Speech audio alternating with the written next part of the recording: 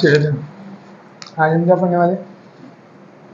Transmission of impulses. क्या पढ़ने वाले? Transmission of impulses. यहाँ तक हम पढ़ चुके थे। Generation conduction of nerve impulse हमारा हो गया था। आज पढ़ेंगे हम transmission of impulses. A nerve impulse is transmitted from one neuron to another neuron through a junction called synapse. क्या बोल रहे हैं यहाँ पर कि जो नर्व इम्पल्स है हमारा वो एक न्यूरॉन से दूसरे न्यूरॉन्स में जो पास होता है बोलते हैं ये नर्व इम्पल्स। ठीक,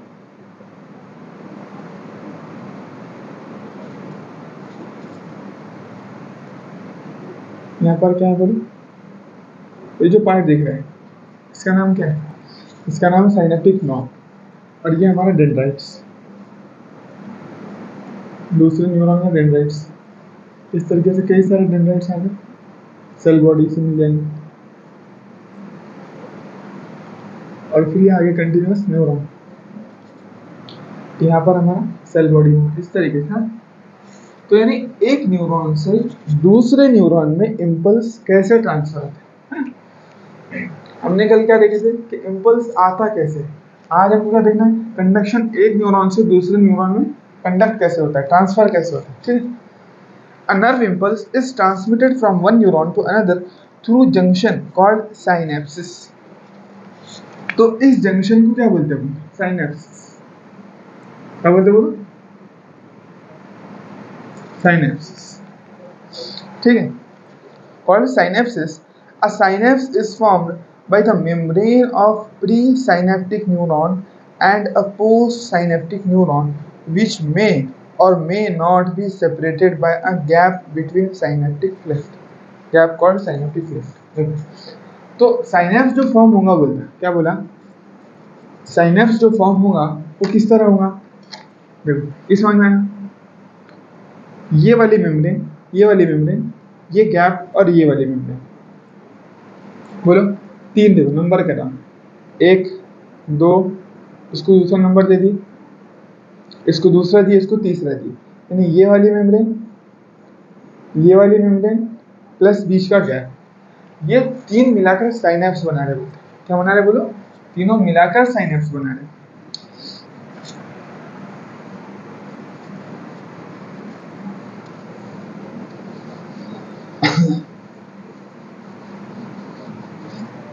देखो, प्री साइनेप्टिक बोले तो देखो यहाँ एक न्यूरॉन है अपना इस तरीके से, फिर उसके ये क्या है? उसका बल्ज पोर्शन, इसको बोलते हैं इसका नाम है अपना साइनेप्टिक नॉब।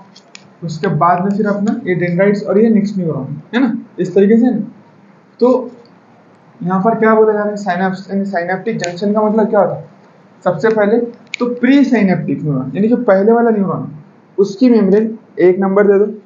दूसरा, बिटवीन गैप अगर प्रेजेंट हो तो कुछ केसेस में ये प्रेजेंट होगा, कुछ केसेस में ये एब्सेंट भी हो सकता है ना ये। और तीसरा, ये डेंड्राइट्स की मेम्ब्रेन। ये तीनों मिलाकर क्या बनाते अपने?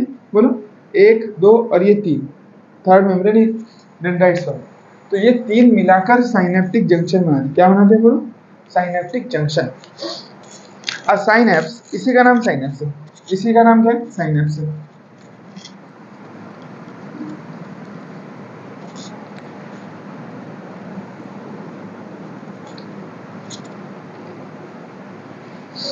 ठीक है, चलो। A synapse is formed by membrane of a presynaptic neuron and a postsynaptic neuron which may or may not be separated. अब देखो, जरूरी नहीं है कि ये बीच में गैप को ही करे, है ना।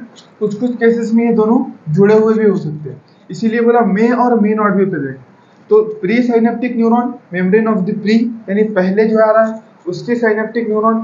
फॉर एग्जांपल देखो, चलिए ये हमारा हाथ, तो ये हमारा न्यूरॉन हो गया, तो उसके डेंड्राइट्स हो गया ना। तो देखो ये डेंड्राइट्स कुछ इस तरीके से, तो ये साइनेप्टिक, तो ये वाला जो है ये इसको बोल सकते हैं अपन साइनेप्टिक नॉब इस न्यूरॉन का, है ना। ये एक्सॉन है, ये उसके साइनेप्टिक नॉब यानी उसके टर्मिनल ब्रांच, और ये अपनी डेंड्राइट्स है नेक्स्ट न्यूरॉन की, है ना।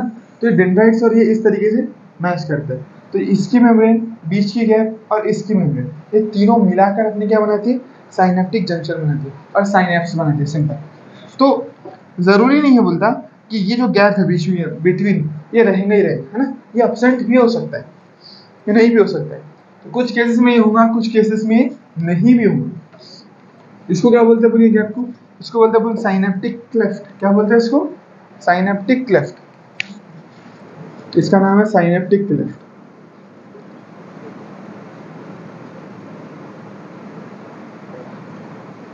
Synaptic cleft.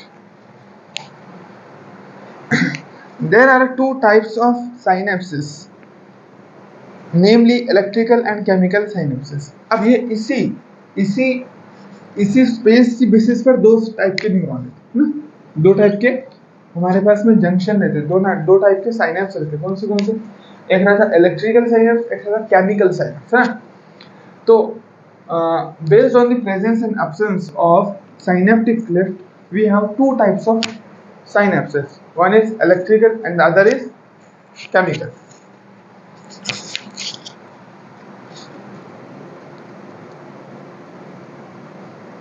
At electrical synapse, the membranes of pre and post synaptic neurons are in very close proximity. अब इलेक्ट्रिकल साइनेप्स में क्या होता? देखो इलेक्ट्रिसिटी के तार कैसे रहते? पॉइंट टू पॉइंट कनेक्शन में, है ना। ऐसा नहीं रहना कि भाई ये तार है, फॉर एग्जाम्पल ये तार है और ये तार है और दोनों के बीच में गैप है। अगर ऐसा गैप इन दोनों के बीच में आ जाए तो कभी इलेक्ट्रिसिटी यहाँ से यहाँ पर ट्रांसफर ही नहीं हो पाएगी, इसलिए वो दोनों कैसे रहते? एकदम पॉइंट टू पॉइंट जुड़े हुए रहते। तो इलेक्ट्रिकल साइनेप्स में भी तुमको समझ में आ रहा होगा। देखो इलेक्ट्रिकल साइनेप्स में इसका मतलब क्या है कि जो बीच की स्पेस है वो एब्सेंट रहने वाली है, और केमिकल साइनेप्स में साइनेप्टिक क्लेफ्ट प्रेजेंट रहने वाली है ना। चलो तो देखो क्या बोला, an electrical synapse, the membrane of pre and post synaptic neurons are in very close proximity. यानी इलेक्ट्रिकल साइनेप्स में क्या होने वाला है, जो जो मेम्ब्रेन है ना, देखो ये और ये एकदम क्लोज प्रॉक्सिमिटी में होता है, समझे भाई। अब ये बहुत सारे डेंड्राइट्स हैं इस तरीके से, यानी प्री वाली और पोस्ट वाली। प्री पहले को बोलते हैं, है ना, प्री और पोस्ट बाद वाले। तो ये जो दो मेम्ब्रेन है ये बहुत क्लोज प्रॉक्सिमिटी में, यानी इनके बीच में नहीं के बराबर डिस्टेंस। ऐसा लगता है कि दोनों भी एक यूनिट है करके, एक सेम ही चिपके हुए करके ना, यानी वो अटैच लगते हैं। इतनी कम जगह है कि ऐसा लगता है चिपके हुए, तो इसको बोलेंगे अपन इलेक्ट्रिकल साइनेप्स। और अगर उनके बीच में जगह है, अगर उनके बीच में जगह दिखाई देती है ना, एक कैविटी बनती है, तो उसको बोलेंगे अपन केमिकल साइनेप्स। तो ये अपना इलेक्ट्रिकल साइनेप्स हो गया, ये केमिकल साइनेप्स हो गया। ठीक, चलिए। The membrane of the pre and post synaptic neurons are in very close proximity. Electrical current can flow directly from one neuron into the other across these synapses. तो इस synapses में क्या होगा, बहुत फास्ट इम्पल्स ट्रांसफर हो, यहाँ से direct electricity की फॉर्म में इम्पल्स यहाँ से यहाँ मूव कर जाए, है ना, स्पीड से होंगे ये, बहुत रफ्तार में। ठीक है, चलो। तो यहाँ पर बहुत फास्ट कंडक्शन है ना, बहुत फास्ट ट्रांसफर है इम्पल्स का इलेक्ट्रिकल सिग्नल की फॉर्म में यहाँ से यहाँ। जैसे इलेक्ट्रिसिटी, लाइट चालू, बटन दबाते से ही लाइट शुरू हो जाती है। ऐसा होता है कि बटन दबाया फिर आधे घंटे रुके कि अच्छा चलो अब चालू हो जाए, फिर लाइट चालू होने, बटन दबाया इधर और लाइट चालू। उसी तरह यहाँ पर इम्पल्स एक यूनिट के जैसा, एक तार में कैसा करंट फ्लो करता है उस तरीके से यहाँ पर इम्पल्स फ्लो करता है, सिंपल।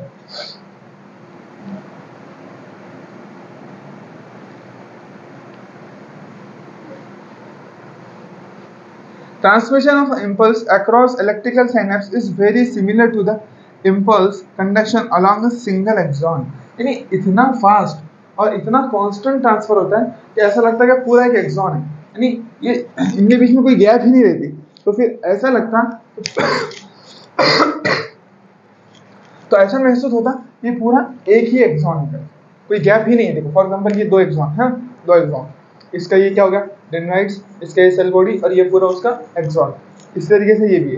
तो यहाँ पर देखो अब ये इतने क्लोज प्रॉक्सिमिटी में एकदम जुड़े हुए, तो अब तुमको कैसा लगने लगेगा ये एक ही पेन है करीब, है ना। हालांकि दो पेन है इनके बीच में, लेकिन गैप नहीं होने की वजह से इम्पल्स इतना फास्ट ट्रांसफर होता है इलेक्ट्रिकल साइनेप्स में कि अपने को ये लगता कि वो एक ही एक्सॉन है। ठीक है, चलो। Impulse transmission across an electrical synapse is always faster than that across a chemical synapse. यानी यहाँ पर जो इम्पल्स ट्रांसफर करेंगे वो ऑलवेज फास्ट होगा इस केमिकल साइनेप्स। यहाँ पर इम्पल्स स्लो ट्रांसफर करेंगे। कैसे ट्रांसफर करते हैं यहाँ पर, क्या देखो, ऊपर से इलेक्ट्रिकल साइनेप्स आया, फिर साइनेप्टिक क्लेफ्ट में जो मौजूद वो थे अपने साइनेप्टिक रिसेप्टर्स या फिर न्यूरोट्रांसमीटर, साइनेप्टिक वेसिकल्स, उसमें न्यूरोट्रांसमीटर थे, वो जाकर मेम्ब्रेन से फ्यूज हुए, फिर वो रिलीज हुए, फिर जाकर यहाँ पर इम्पल्स जनरेट हुए। यहाँ पर ऐसा नहीं, यहाँ पर क्या है, इलेक्ट्रिकल सिग्नल की फॉर्म में डायरेक्ट इम्पल्स ऊपर से नीचे आ जाता है। तो इसीलिए बोला कि इलेक्ट्रिकल साइनेप्स में ऑलवेज जो इम्पल्स है वो फास्टर देन केमिकल साइनेप्स हो, यानी केमिकल साइनेप्स में इम्पल्स का जो ट्रांसफर है वो स्लो होगा और यहाँ पर बहुत ही फास्ट होने वाला है।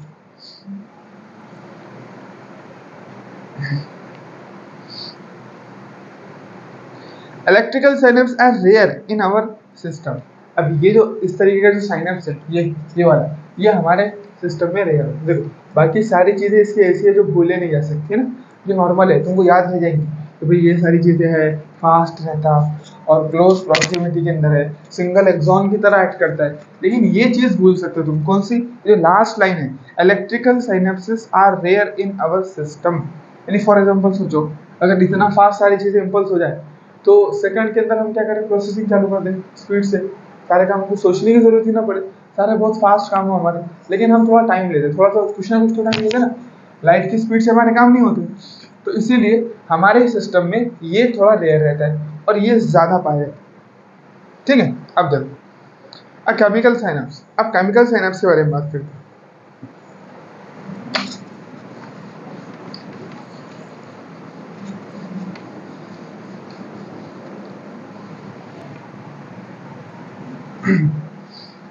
A chemical synapse, the membrane of the pre and post synaptic neurons are separated by a fluid filled space called synaptic cleft. अब chemical synapse में क्या होने वाला है, जो प्री और पोस्ट की जो मेम्ब्रेन है वो, अब chemical synapse में क्या होगा, ये प्री वाला ना और ये पोस्ट इस तरीके से। अब यहाँ पर क्या होने वाला है, a chemical synapse, the membrane of the pre and post synaptic neurons are separated by a fluid filled space called synaptic cleft. तो यहाँ पर बीच में कुछ स्पेस है, यहाँ से यहाँ तक, इसका नाम क्या है, साइनेप्टिक क्लेफ्ट। ये फ्लूइड से फिल्ड है पूरा, इसमें पूरा लिक्विड भरा हुआ है। क्या भरा हुआ है, लिक्विड। ठीक है, इस जगह का नाम साइनेप्टिक क्लेफ्ट है।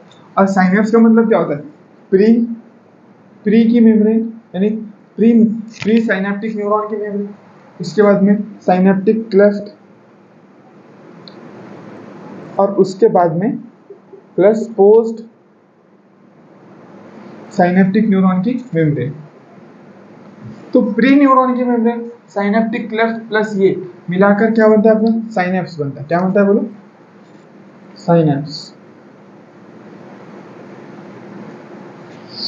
ठीक,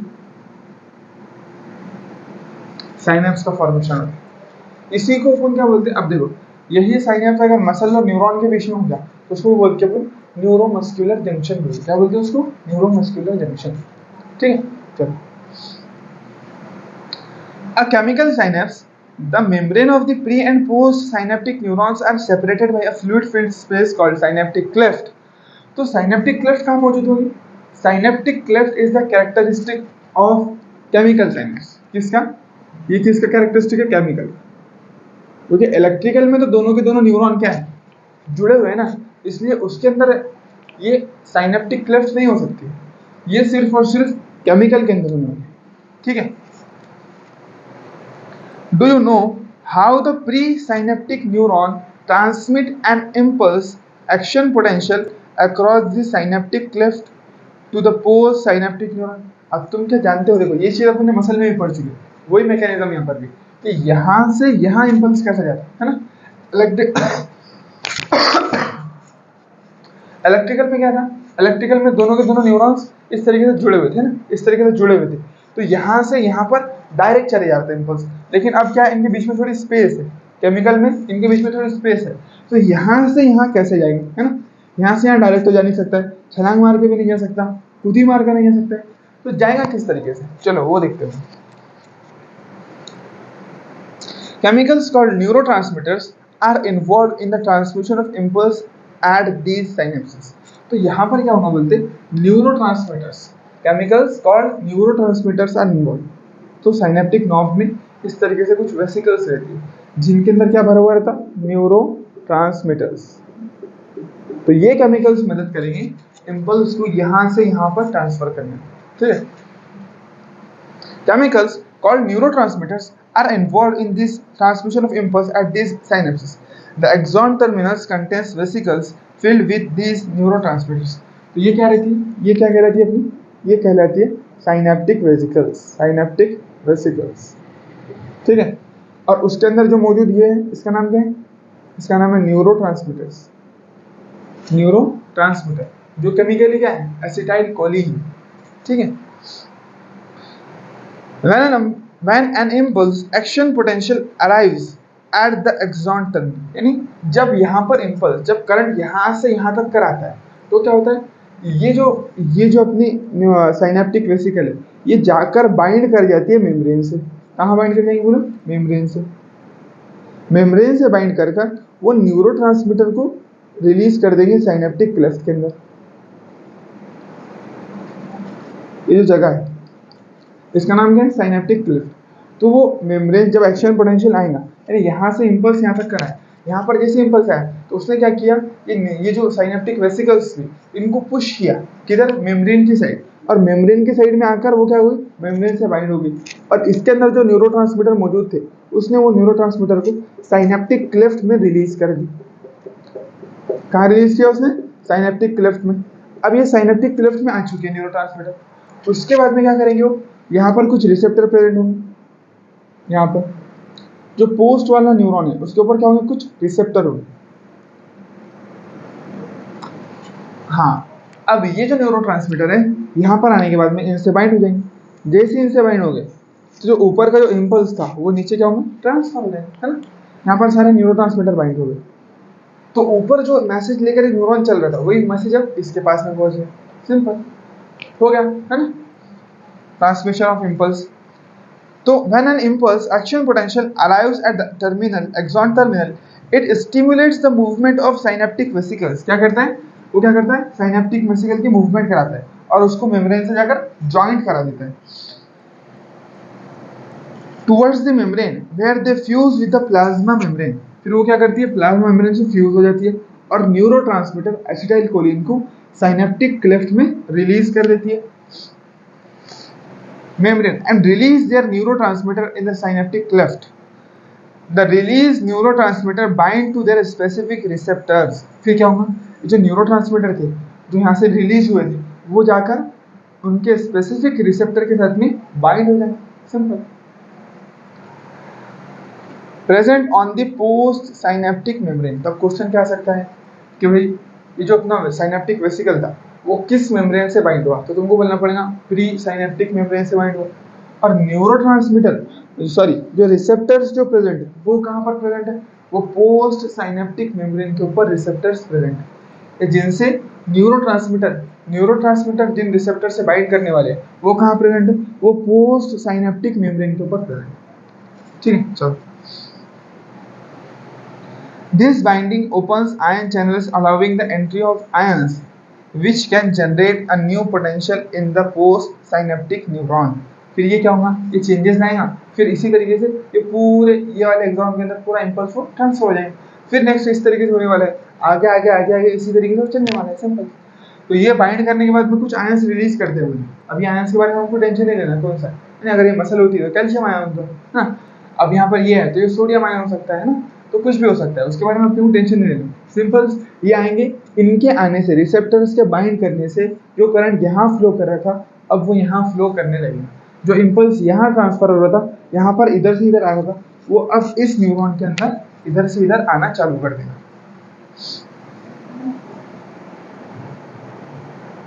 The new potential develops may be either excitatory or inhibitory।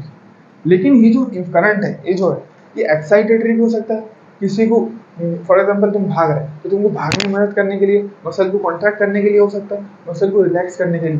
Excitatory भी हो सकता है और इनहिबिटरी भी। जैसे एक्साइटेटरी का फॉर एग्जाम्पल तुमको झटका लगा तो तुमने जोर से हाथ को पीछे खींचे, तो पीछे खींचने का जो हो गया ये क्या हो गया, एक्साइटेटरी। और पीछे खींचने के बाद में हाथ को ढीला छोड़ दिए यानी रिलैक्स कर दिए। अब ये रिलैक्स करने वाला क्या होगा, इनहिबिटरी।